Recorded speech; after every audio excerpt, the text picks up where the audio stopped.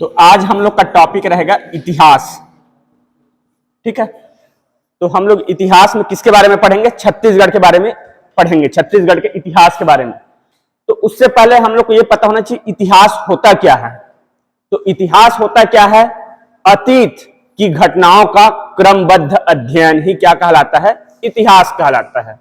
और इतिहास में क्या है? जो घटनाएं घट चुकी है उसकी पुनरावृत्ति नहीं हो सकती। ठीक, अब इतिहास को हम लोग क्रमबद्ध अध्ययन करने के लिए कुछ मानक तैयार किए हैं, कुछ आधार तैयार किए हैं। तो वो आधार क्या है? लिपि के विकास के आधार पर, लिपि के विकास के आधार पर हम लोग क्या है? इतिहास का अध्ययन करते हैं। भारत के इतिहास का भी, छत्तीसगढ़ के इतिहास का भी यही है। आधार क्या है? लिपि के विकास के आधार पर। तो इसी लिपि के विकास के आधार पर हम लोग इतिहास को 3 भाग में बांटे हैं अध्ययन करने के लिए। पहला क्या है? प्रागैतिहासिक काल, प्रागैतिहासिक काल। दूसरा है आद्य ऐतिहासिक काल, और तीसरा है ऐतिहासिक काल। ठीक, लिपि के विकास के आधार पर हम लोग इतिहास के अध्ययन को 3 वर्ग में बांटे हैं।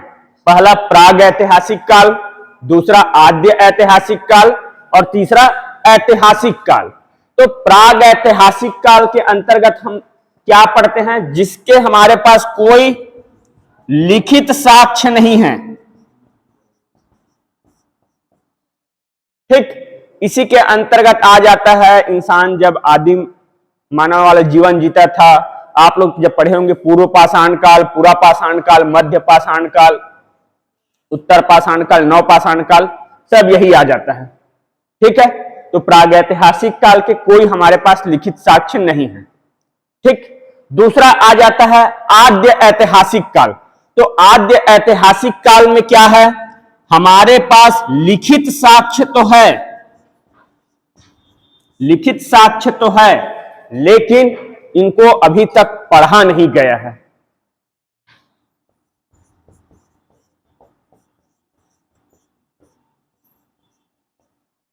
ठीक, तो आद्य ऐतिहासिक काल के क्या है? हमारे पास लिखित साक्ष्य है, लेकिन इनको अभी तक पढ़ा नहीं जा सका है। इस आद्य ऐतिहासिक काल के अंतर्गत कौन सी सभ्यता को रखा गया है?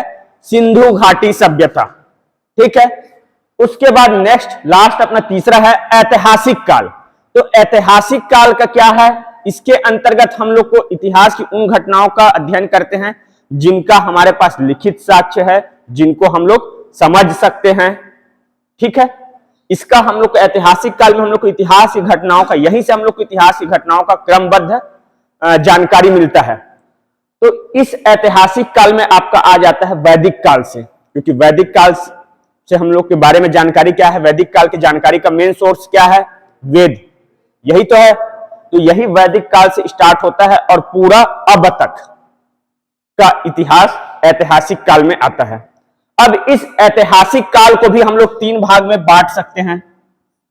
पहला प्राचीन ऐतिहासिक काल, दूसरा मध्यकालीन ऐतिहासिक काल, और तीसरा आधुनिक। ठीक, प्राचीन, मध्य और आधुनिक, यहां तक ठीक है। अब आगे बढ़ें तो हम लोग क्या पढ़ेंगे? छत्तीसगढ़ के संदर्भ में ऐतिहासिक काल के अंतर्गत मध्यकालीन इतिहास से हम लोग स्टार्ट करेंगे। प्राचीन आप लोग पढ़ चुके हो, प्राचीन को मैं धीरे धीरे आप लोग को थोड़ा थोड़ा करके कराऊंगा। अभी कराऊंगा तो थोड़ा ज्यादा हार्ड पार्ट हो जाएगा आप लोग को। तो मध्यकालीन इतिहास से मैं स्टार्ट करता हूं छत्तीसगढ़ का।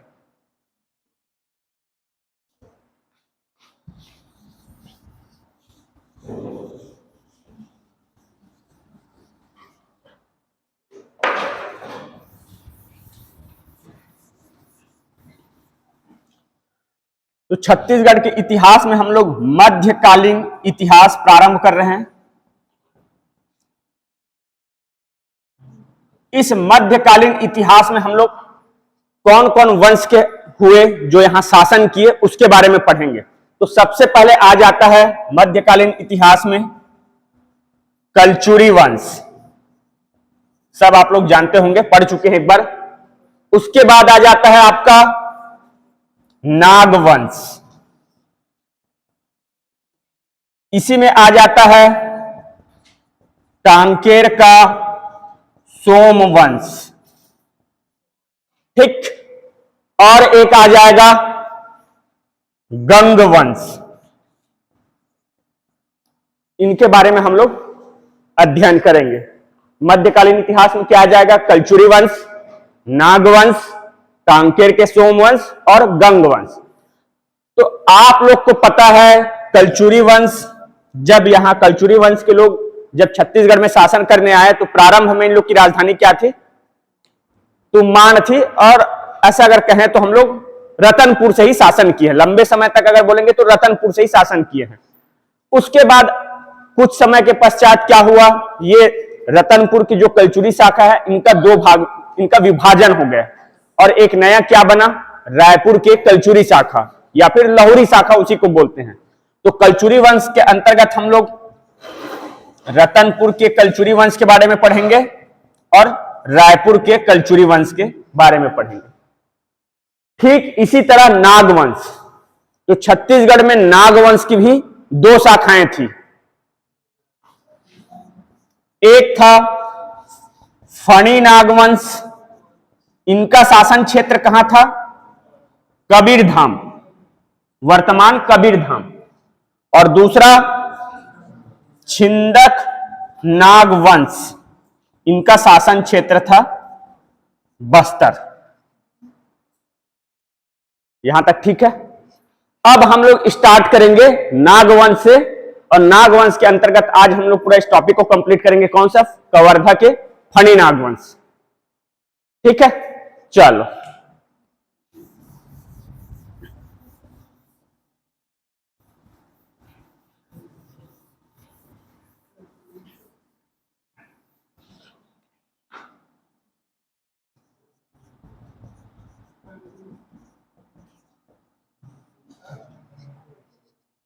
कोई कुछ बोल रहे हैं क्या? हाँ, मैं कराऊंगा ना जी, मैं कराऊंगा। आप लोग आप निश्चिंत रहो, मैं पूरा मध्यकालीन बोल रहा हूं, मतलब पूरा कराऊंगा मैं। हाँ नहीं, मैं कराऊंगा, आप निश्चिंत रहो, ठीक है। मेरे को लगता है आप लोग एक बार पढ़ चुके हो, इसीलिए मैं क्या है, एक इसको रिवीजन के रूप में मानो आप, ठीक है। मैं कराऊंगा आप लोग, उसके लिए निश्चिंत रहो। आप जनजाति पढ़े हो पूरा? नहीं किए? आप जो अटेंड किए होंगे जनजाति में, मेरे को लगता है एक बार रिवीजन भी कराया हूं आप लोग को, ठीक है। तो थोड़ा सा पेशेंस रखेंगे, धीरे धीरे सब हो जाएगा। अब फणी नागवंश, तो कोई भी जब आप लोग इतिहास में किसी भी वंश के बारे में पढ़ते हो तो कैसे हमको उसके बारे में जानकारी मिलता है? कुछ ना कुछ तो स्रोत होगा।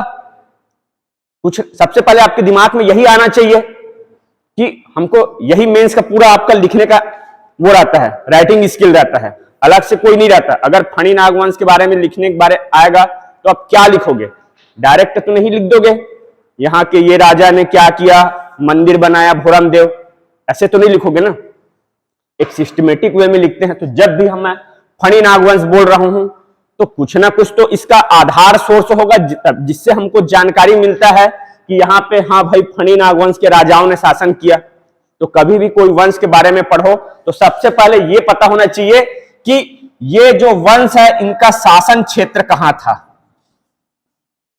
तो फणी नागवंश का शासन क्षेत्र कहां था? कवर्धा जिला, वर्तमान कबीरधाम जिला और उसके आसपास का क्षेत्र। तो शासन क्षेत्र कहां था? कबीरधाम। अब इस वंश के बारे में जानकारी के स्रोत आपको तीन टाइप से मिलेंगे। कोई भी वंश के बारे में पढ़ना चाहोगे, जानकारी चाहोगे इकट्ठा करने, तो तीन सोर्स होंगे। क्या क्या हो सकते हैं? पहला होगा आपका पुरातात्विक स्रोत जो खुदाई से निकलता है। दूसरा क्या होगा? जानकारी के सोर्स, जानकारी। तो जानकारी में आ जाएगा आपका पुरातात्विक स्रोत। पुरातात्विक स्रोत मतलब जहां से हम लोग को शासन काल में जो भी मूर्तियां बने हों, मंदिर बने हों, यही तो पुरातात्विक स्रोत होगा जो खुदाई से हम लोग को जो मिला है। तो एक हो गया पुरातात्विक स्रोत। दूसरा आपको मिलेगा साहित्यिक स्रोत। ठीक, साहित्यिक स्रोत। और एक क्या हो जाएगा? यात्रा वृत्तांत।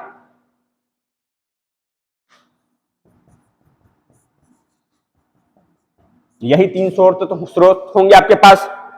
खुदाई से निकलेंगे तो उसके बारे में पता चलेगा। साहित्यिक स्रोत, कोई इतिहासकार उससे संबंधित उस वंश के बारे में कुछ लिखा हो, समकालीन घटनाओं के बारे में। और तीसरा यात्रा वृत्तांत, कोई विदेशी यात्री आया हो तो वो उसके बारे में उल्लेख किया हो, जैसे वेनसांग आया था छत्तीसगढ़। ये हमारे सोर्स हैं। तो इसी से हम लोग रिलेट करके पढ़ेंगे फणी नागवंश को। तो फणी नागवंश, तो नागवंश की दो शाखाओं में से एक शाखा थी फणी नागवंश। इसका शासन क्षेत्र कहां था? कबीरधाम जिला। ठीक, और उसके आसपास का क्षेत्र। अब जानकारी के सोर्स, तो सबसे पहले आ जाता है पुरातात्विक स्रोत। तो पुरातात्विक स्रोत में सबसे पहले है एक पचराही करके जगह है, पचराही। कबीरधाम जिला में है पचराही। यहां से खुदाई में हम लोग को जो साक्ष्य मिले हैं वो किस वंश से संबंधित है? फणी नागवंश से। ये आपके एग्जाम में पूछा हुआ है, पचराही पुरातात्विक स्थल किस जिला में स्थित है? तो कहां है? कबीरधाम जिला में स्थित है। और किस वंश से संबंधित है बोलेंगे तो फणी नागवंश से। ये हो गया पचराही। उसके बाद हम लोग को और क्या मिले हैं? जो इस वंश से संबंधित राजा हुए हैं उनके शिलालेख। आज वर्तमान में कोई भी बड़ा प्रोजेक्ट लॉन्च, उद्घाटन होता है, जैसे आप लोग आए होंगे यहां देखे होंगे स्कूल में शिलालेख ऐसे लिखा रहता है ना, उद्घाटन होता है तो कौन किसके शासन काल में बना, उस समय पूरा अधिकारी नेता जो भी है उनका पूरा विवरण रहता है। सेम ऐसे ही राजा लोग क्या है, अपने समय में जो भी निर्माण कार्य कराते थे उसके बारे में पूरा पत्थर में उत्कीर्ण करवाते थे। अब भारत में ये स्टार्ट कौन किया था? किसी को पता है? शिलालेखों के माध्यम से आम जनता तक संदेश पहुंचाना, ये वाला काम सबसे पहले कौन स्टार्ट किया था भारत में? कोई तो किया होगा प्रारंभ। कौन किया था जी? नहीं पढ़े हो? अशोक। अशोक के समय से अशोक स्टार्ट किया था। ठीक, तो पुरातात्विक स्थल कौन सा हो गया? पहला पचराही। कहां है? कवर्धा जिला में। कौन से वंश से संबंधित है? फणी नागवंश से। दूसरा, इस वंश के एक राजा हुए कौन? गोपाल देव। गोपाल देव। ठीक, इनका क्या है? पुजारी पाली लेख। आपको रटना नहीं है, बस कहानी जैसे सुनते जाओ, उसके बाद एक बार मैं अच्छे से और रिवीजन कराऊंगा। तो पचराही समझ गए, जानकारी के सोर्स। सबसे पहले मैं आपको बताया फणी नागवंश, शासन क्षेत्र कबीरधाम जिला। उसके बाद जानकारी के स्रोत, तो पचराही पुरातात्विक स्थल कहां है? कबीरधाम जिला में है। यहां खुदाई से जो साक्ष्य मिले हैं वो कौन से वंश से संबंधित है? फणी नागवंश से। दूसरा, इस वंश के एक राजा हुए गोपाल देव। ठीक, इनका हमको कहां से लेख मिला है? पुजारी पाल। ठीक, पुजारी पाली या पुजारी पाल करके, पुजारी पाली लेख। ठीक, एक बार मैं देख लेता हूं एग्जैक्ट क्या है। पुजारी पाली। ठीक, अब इसी पुजारी पाली लेख से हम लोग को क्या पता चलता है कि ये राजा गोपाल देव है। ये क्या किया था? गोपालपुर नगर बसाया था। ठीक, गोपालपुर नगर बसाया था। और क्या जानकारी मिलता है इसमें? एक जानकारी मिलता है गोपालपुर नगर बसाया था, और एक तो आपको वो आ जाएगा मंदिर वाला आ जाएगा, तो उसको उसी समय पढ़ेंगे। गोपाल देव याद रखना। और क्या जानकारी मिलता है? कलचुरी शासक, कलचुरी शासक पृथ्वीदेव प्रथम के अधीन शासन कर रहा था। ठीक, जानकारी के सोर्स में गोपाल देव का पुजारी लेख, शिलालेख। तो इस लेख से हम लोग को क्या पता चलता है कि गोपाल देव ने गोपालपुर नामक एक शहर बसाया था, और गोपाल देव किसके अधीन शासन कर रहा था? कलचुरी शासक पृथ्वीदेव प्रथम के अधीन। उसके बाद एक है रामचंद्र देव। रामचंद्र देव मड़वा महल से प्राप्त शिलालेख। मड़वा महल से प्राप्त शिलालेख। इसी रामचंद्र देव के मड़वा महल से प्राप्त शिलालेख में पूरे फणिनाग वंशियों की पूरी वंशावली मिली है। मतलब पूरे फणिनाग वंश के अंतर्गत जितने राजाओं ने शासन किया उनके बारे में हमको जानकारी मिलता है। इतना समझ आया? ये 3 मेन सोर्स है। पचराही पुरातात्विक स्थल है, फणिनाग वंश से संबंधित है। दूसरा गोपाल देव का पुजारी पाली शिलालेख। इसी शिलालेख से हमको क्या पता चलता है कि गोपाल देव ने गोपालपुर शहर बसाया था, और गोपाल देव किसके अधीन शासन करते थे? कलचुरी शासक, मतलब रतनपुर के कलचुरी शासक पृथ्वीदेव प्रथम के अधीन शासन कर रहे थे। उसके बाद आ जाता है रामचंद्र देव। तो रामचंद्र देव के मड़वा महल से जो शिलालेख मिला है उनसे हमको क्या जानकारी मिलता है? पूरे फणिनाग वंशियों की वंशावली के बारे में जानकारी मिलता है। ठीक है, यहां तक क्लियर? चल, अब मैं आपको बोला हूं गोपाल देव के पुजारी पाली लेख से क्या पता चलता है कि गोपाल देव कलचुरी शासक, क्या कलचुरी शासक पृथ्वीदेव प्रथम के अधीन शासन कर रहे थे। मतलब कहीं ना कहीं से, मतलब उस समय प्रभाव किनका रहा होगा? कलचुरियों का। ठीक, तो ये फणिनाग वंश वाले, कवर्धा के फणिनाग वंश, ये क्या थे? कलचुरियों के मांडलिक थे। फणिनाग वंश के राजा कलचुरियों के मांडलिक थे। अब मांडलिक थे तो ये मांडलिक क्या है? मंडल प्रमुख को क्या कहते हैं? मंडल प्रमुख को क्या कहते थे कलचुरी शासन काल में? मंडल प्रमुख को मांडलिक कहते थे। कलचुरी शासन काल जब आप पढ़े होंगे तो प्रशासन के कुशल संचालन के लिए अलग अलग क्या बोलते हैं, विकेंद्रीकृत शासन व्यवस्था आप लोग कलचुरी वंश में पढ़े हो। जैसे वर्तमान में अगर मैं भारत के बारे में जानकारी चाहूं, तो अगर मेरे को जानकारी चाहिए तो पहले, सबसे पहले भारत एक देश, उसके बाद वो देश किस में बटा हुआ है? राज्य में। फिर राज्य किस में बटा है? संभाग, संभाग फिर जिला, जिला फिर विकासखंड, फिर विकासखंड तहसील, ठीक है। उसके बाद गांव,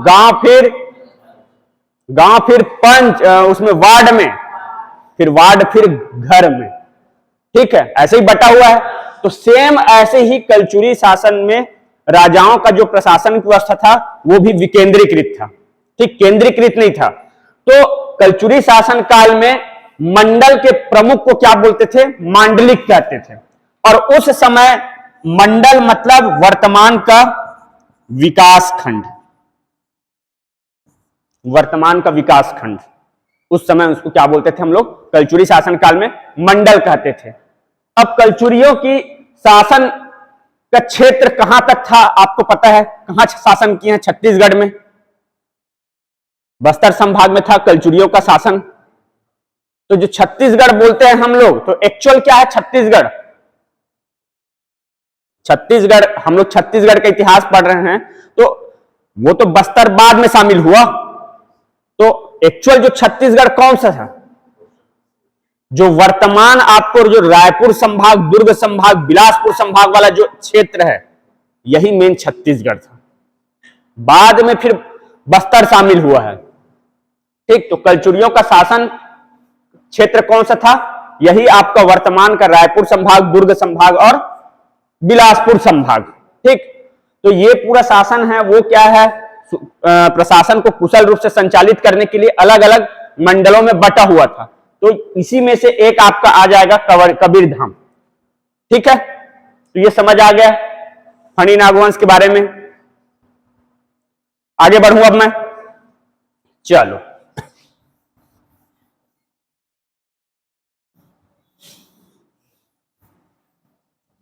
अब आ जाते हैं, अब स्टार्ट करते हैं हम लोग यहां से।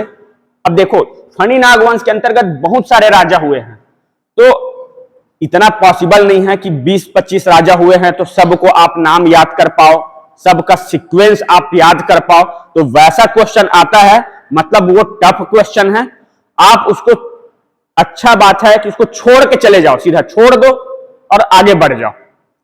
जबरदस्ती उस टाइप के क्वेश्चन में आपको हाथ नहीं लगाना है, क्योंकि इतना पॉसिबल नहीं है कि आप फणी नागवंश के अंतर्गत देखोगे तो 20-25 राजा हुए हैं तो सबका नाम याद करो, बाई सीक्वेंस याद करो, तो नहीं, मेरे को लगता है ये संभव नहीं है।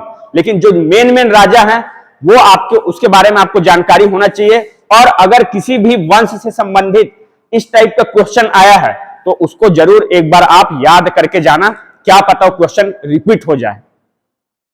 ठीक, चलो अब आ जाते हैं फणी नागवंश। तो फणी नागवंश के कोई ना कोई तो संस्थापक हुए होंगे, तो फणी नागवंश के संस्थापक कौन थे?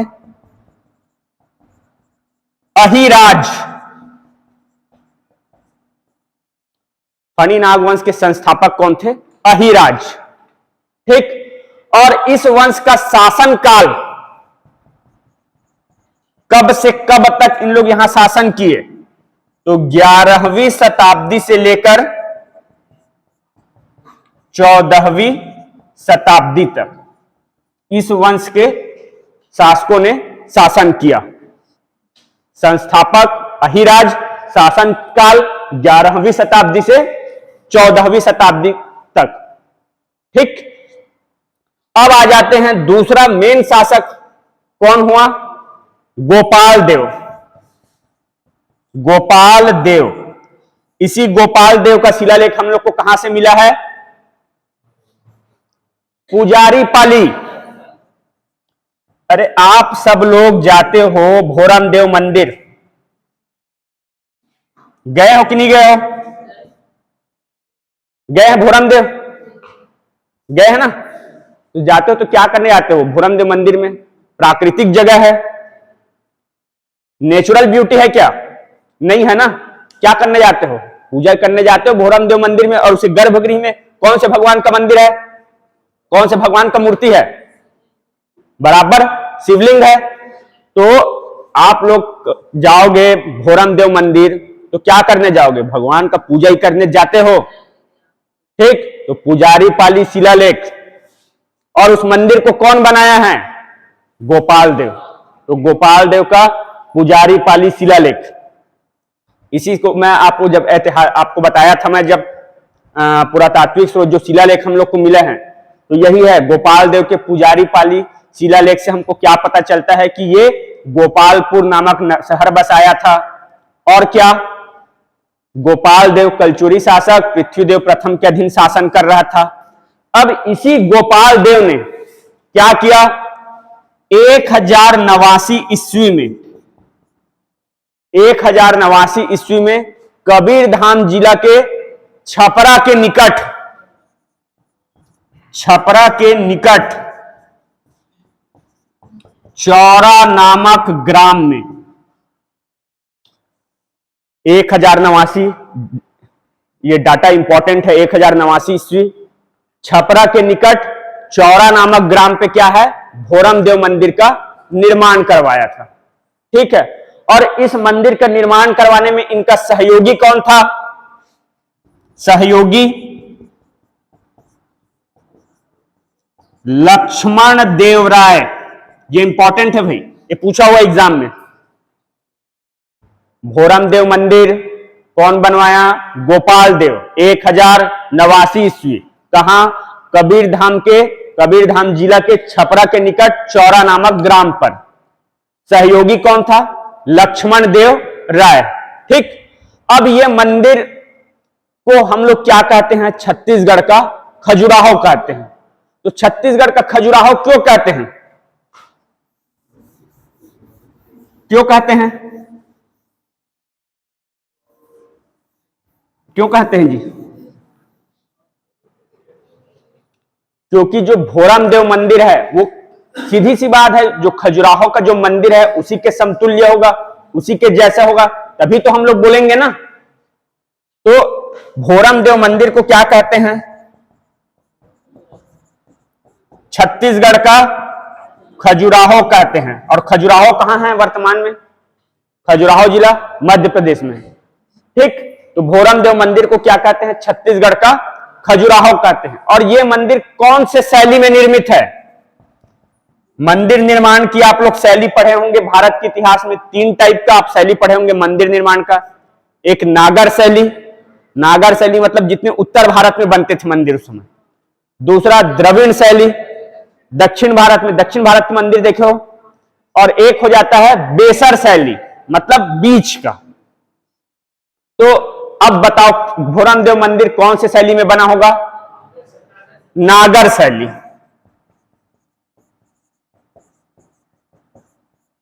ठीक है, इतना समझ आ गया? आगे बढ़ूं? चलो, तो भोरम देव के बारे में क्या बोलते हैं, गोपाल देव के बारे में क्या जानना है हमको? गोपाल देव के पुजारी पाली लेख से क्या पता चलता है कि इन्होंने गोपालपुर नामक शहर बसाया था। और गोपाल देव कलचुरी शासक पृथ्वीदेव प्रथम के अधीन शासन कर रहा था। और क्या, इन्होंने 1089 ईस्वी में कबीरधाम जिले के छपरा के निकट चौरा नामक ग्राम पर भोरम देव मंदिर का निर्माण करवाया। और यह मंदिर नागर शैली में निर्मित है। और यह मंदिर खजुराहो के मंदिर के जैसे होने के कारण इनको छत्तीसगढ़ का खजुराहो भी कहते हैं। अब जो खजुराहो मंदिर है मध्य प्रदेश में, उसको किन लोगों ने बनवाया था? चंदेल वंश के शासकों ने, इसलिए इसको चंदेल शैली भी कहते हैं। नागर शैली या फिर चंदेल शैली भी कहते हैं। ठीक, उसके बाद नेक्स्ट आ जाता है आपका राजा जो शासक हुए, रामचंद्र देव। गोपाल देव के बाद नेक्स्ट रामचंद्र देव।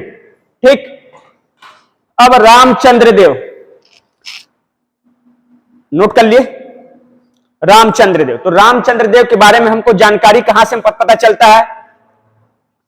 मड़वा महल से प्राप्त शिलालेख से हम लोग को रामचंद्र देव के बारे में जानकारी मिलता है। और पूरे फणी नाग वंश के अंतर्गत जितने शासक शासन किए यहां, उनका पूरा वंशावली हमको मिलता है। अब रामचंद्र देव ने क्या किया, क्या निर्माण करवाया? 1349 ईस्वी, यही है एग्जैक्ट डेट, 1349 ईस्वी। इसमें ये क्या किए? 2 चीज बनवाए, एक मड़वा महल और दूसरा छेरकी महल। रामचंद्र देव ने स्थापत्य कला के क्षेत्र में 1349 ईस्वी में मड़वा महल और छेरकी महल का निर्माण करवाया। सब कबीरधाम जिले में है। अब छेरकी महल क्यों बोलते हैं? छेरी किसको बोलते हैं बता? छत्तीसगढ़ी में बकरी को बोलते हैं ना। तो जब आप जाओगे उस महल में तो वहां अंदर घुसोगे तो किसका गंध आएगा? बकरी के जैसे, इसीलिए उसको क्या बोलते हैं? छेरकी महल, ऐसे नाम पड़ा है। अब आ जाते हैं, छेरकी महल क्लियर हो गया। उसके बाद है मड़वा महल। तो मड़वा महल ये क्या है? एक्चुअल में शिव मंदिर है। मड़वा महल क्या है? एक्चुअल में ये शिव मंदिर है। और ये 16 स्तंभों पर टिका हुआ है, या 16 स्तंभों पर ये बना है मड़वा महल। और इसी मड़वा महल में जो फणी नागवंश के राजा रामचंद्र देव, इन्होंने कलचुरी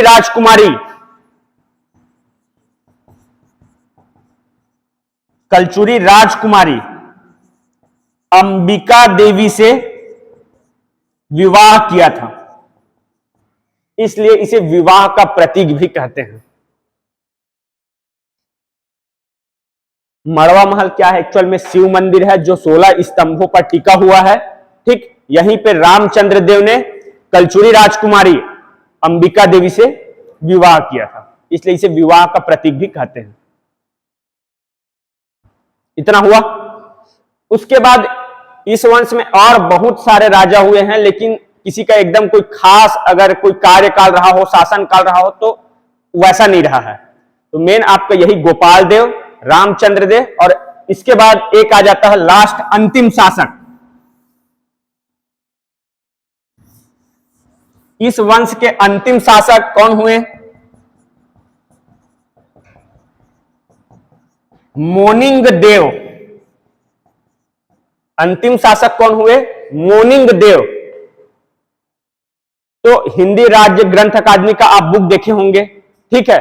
तो हिंदी राज्य ग्रंथ अकादमी के हिसाब से के अनुसार इस वंश के अंतिम शासक मोनिंग देव को कौन पराजित किए?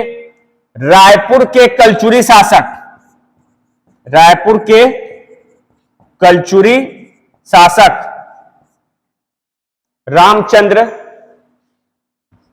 इन्होंने पराजित किया। रामचंद्र देव, रायपुर के कलचुरी शासक रामचंद्र देव, इन्होंने पराजित किया। रामचंद्र देव मतलब ये वाला नहीं, आपका जस्ट जो पढ़े हो इसके पहले वाला। तो इस वंश का अंतिम शासक कौन हुआ? मोनिंग देव। तो ये मोनिंग देव, तो इसकी तो फणी नागवंशियों की सत्ता तो समाप्त होगी ना, तभी तो दूसरा वंश आएगा। तो इस वंश के अंतिम शासक मोनिंग देव को कौन पराजित किया? रायपुर के कलचुरी शासक। अब रायपुर के कलचुरी शासक मतलब कलचुरी वंश का दो भाग में विभाजन हो चुका था। जो रतनपुर के जो मेन कलचुरी शासक थे, उनका विभाजन हो गया था किसमें? रायपुर। उससे कट के एक और क्या बन गया था? रायपुर के कलचुरी शासक। और मैं आपको बताया था कैसे बटा है। रायपुर के कलचुरी शासक और रतनपुर के कलचुरी शासक का शासन क्षेत्र शिवनाथ नदी को आधार मानकर 18 गढ़ नीचे और 18 गढ़ ऊपर, ठीक। तो इनका अंत किससे हुआ? कलचुरी वंश से। फणी नागवंश की समाप्ति किनके द्वारा हुई? तो कलचुरियों के द्वारा। अंतिम शासक मोनिंग देव, पराजित कौन किया? रायपुर के कलचुरी शासक रामचंद्र देव। यहां तक क्लियर है? इतना ही है। और एक नोट कर लो, इस वंश के बारे में जानकारी साहित्यिक स्रोत में लाल प्रद्युमन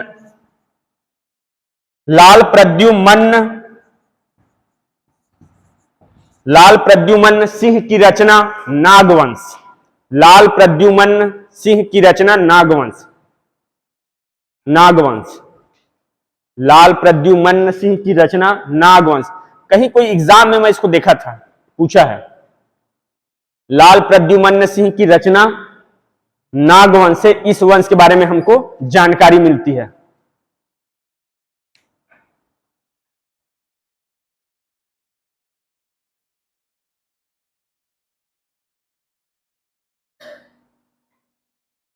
ठीक है, इतना ही है आपका पूरा कवर्धा के फणी नागवंश के बारे में। इतना ही पढ़ना है हम लोग को, और बाकी आप पढ़ना चाहते हो तो अच्छी बात है, ठीक है। तो इतना को पहले आप एक बार अच्छे से पढ़ो, फिर इस टॉपिक से रिलेटेड अभी जितना जो भी क्वेश्चन आया है एग्जाम में उसको भी करेंगे।